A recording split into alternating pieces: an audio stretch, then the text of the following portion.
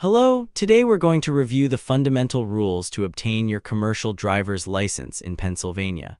PennDOT has specific requirements across vehicle classes, mountain driving, and cargo securement, so let's get prepared for you to pass that exam on the first try. Here are the key questions for the Pennsylvania CDL exam. What agency issues CDL licenses in Pennsylvania? The Pennsylvania Department of Transportation, PennDOT. PennDOT is your point of contact for all CDL testing, licensing, and renewals in the state. Let's continue. What is the minimum age for interstate CDL driving in Pennsylvania? 21 years old. Crossing state lines with a commercial vehicle requires full CDL eligibility, no exceptions. Next question. What is the minimum age for interstate CDL driving in Pennsylvania? 18 years old. At 18, you can drive commercially within Pennsylvania, but you must wait until 21 to cross state lines. Let's move on. What gross vehicle weight rating requires a Class A CDL in Pennsylvania? 26,001 pounds or more in combination, where the towed unit exceeds 10,000 pounds. Class A covers the biggest combinations on the road: tractor-trailers, doubles, and similar rigs. Continuing. What vehicles require a Class B CDL in Pennsylvania? Single vehicles over 26,000 pounds, or towing a unit not exceeding 10,000 pounds. Straight trucks, large buses, and dump trucks typically fall into Class B territory. Next point. What vehicles require a Class C CDL in Pennsylvania? Vehicles under 26,001 pounds designed for 16 or more passengers, or carrying hazmat. Don't let the smaller size fool you. Class C vehicles carry passengers or dangerous materials and demand full professional standards. Let's keep going. How long is a commercial learner's permit (CLP) valid in Pennsylvania? 180 days, renewable once for another 180 days. Use that time to build real skills and confidence behind the wheel of a CMV. Next question. What supervision is required when driving with a CLP in Pennsylvania? A CDL holder with the proper class and endorsements must sit in the front passenger seat. Your supervisor must be qualified for the exact vehicle you're operating, not just any CDL holder. Let's continue. What is the minimum acceptable vision for a CDL in Pennsylvania? 20/40 in each eye with or without correction, and 70 degrees of peripheral vision. Peripheral vision is just as critical as forward vision when operating a large vehicle. Both are tested. Next point. How often must a CDL holder renew their DOT medical certificate in Pennsylvania? Every 2 years, unless a condition requires more frequent review. Set a reminder well before expiration. An expired medical card means you cannot legally operate a CMV. Let's move on. What blood pressure reading qualifies a driver for a 2-year medical certificate? 140/90 or less. Monitor your health proactively. Elevated blood pressure can shorten your certification period significantly. Continuing. What happens to a CDL holder in Pennsylvania who loses their medical certificate? Their CDL driving privilege is downgraded until a valid certificate is provided. Your medical card and your CDL are linked. Let one lapse and the other loses its value. Next question. What is the minimum tread depth on front steering axle tires for a CMV in Pennsylvania? 4/32 of an inch. Steering axle tires control the direction of the entire vehicle. They get the strictest standard for good reason. Let's keep going. What is the minimum tread depth on all other tires on a CMV in Pennsylvania? 2/32 of an inch. Worn tires on any axle increase stopping distance and reduce stability. Check them at every pre-trip. Next point. What is the maximum single axle weight on Pennsylvania highways? 20,000 pounds. Overloading a single axle damages infrastructure and dramatically increases the risk of tire failure. Let's continue. What is the maximum tandem axle weight on Pennsylvania highways? 34,000 pounds. Know your axle weights independently, not just your gross weight. both are regulated and both are checked. Next question. What is the maximum gross vehicle weight on Pennsylvania interstates without a special permit? 80,000 pounds. Anything above that limit requires a special overweight permit. Plan ahead and don't assume it's readily available. Let's move on. What three parts make up total stopping distance for a CMV? Perception distance, reaction distance, and braking distance. Understanding each component helps you anticipate stops proactively rather than react to them at the last second. Continuing.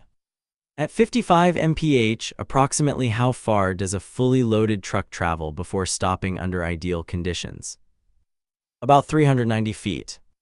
That's longer than a football field. Keep that mental image with you every time you follow another vehicle. Next point.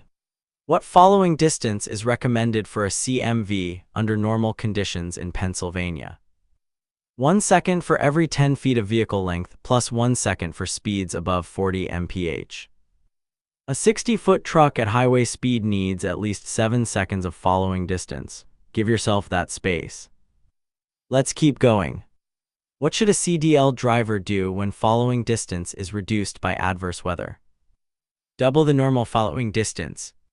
Rain, snow, ice, and fog all dramatically extend your stopping distance. Double up without hesitation. Next question.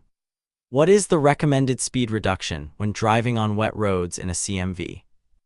Reduce speed by 1/3. Wet pavement is not dry pavement. Cut your speed before the conditions force you to. Let's continue. What speed reduction is recommended on packed snow in a CMV?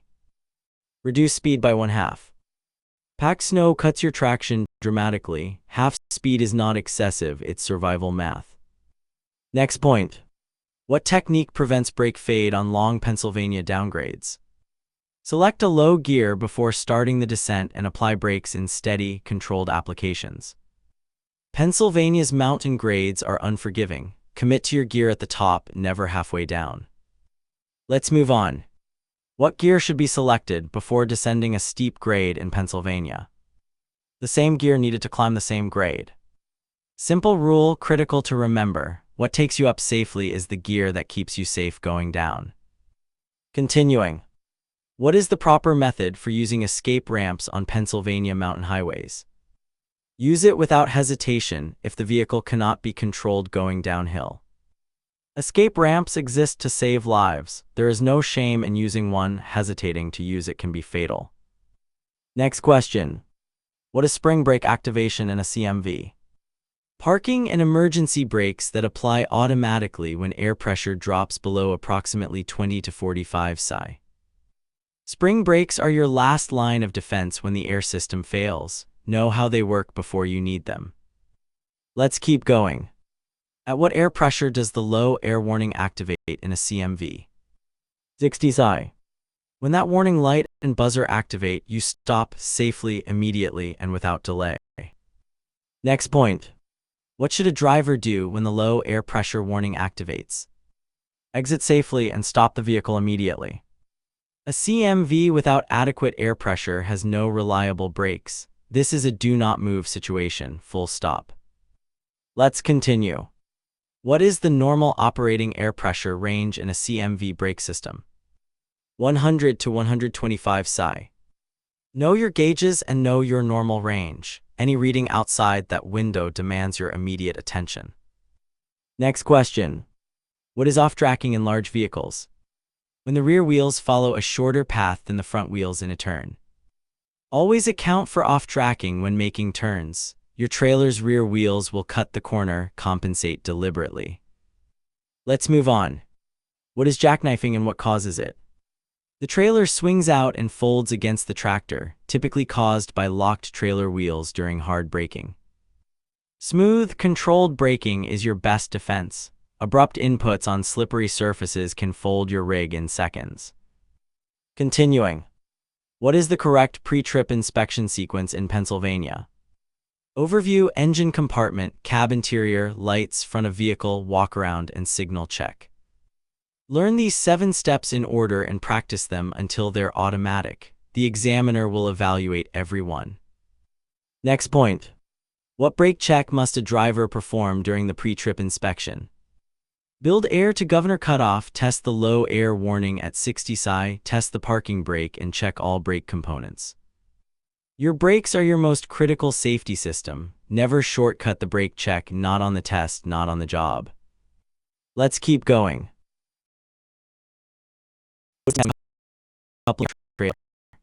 Engaging gear, pulling gently against the locked kingpin to verify the fifth wheel is secure.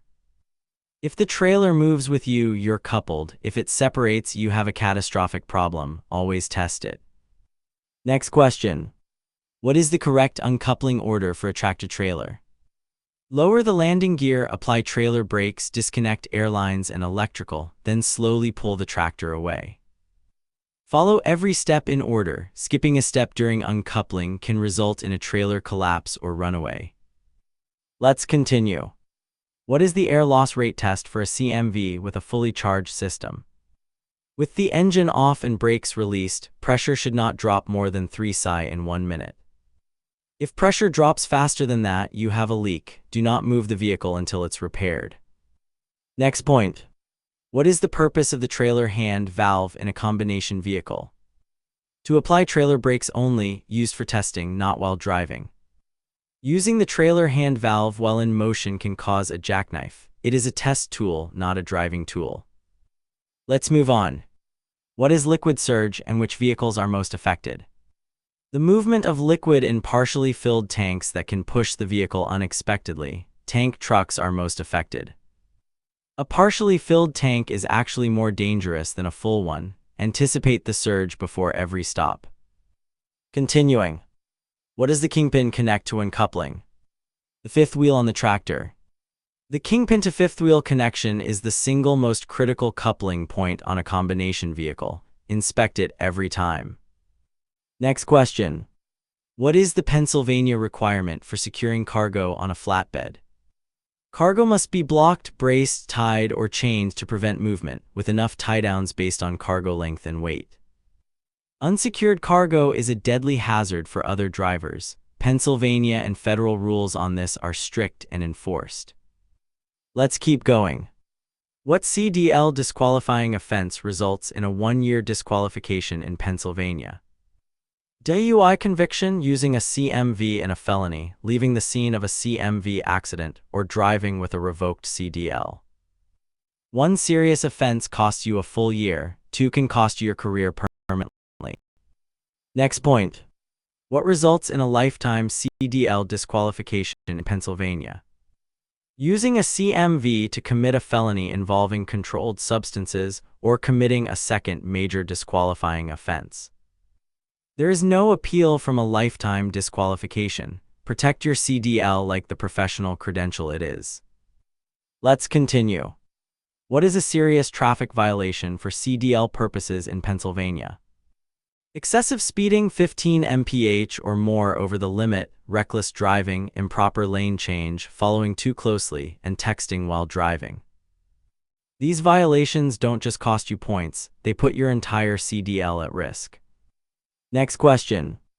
How many serious traffic violations in 3 years result in a 60-day CDL disqualification in Pennsylvania? 2 serious violations within 3 years. 2 strikes and you're off the road for 60 days. 3 violations in 3 years means 120 days. Drive clean. Let's move on. What is the Pennsylvania law on handheld cell phone use while driving a CMV?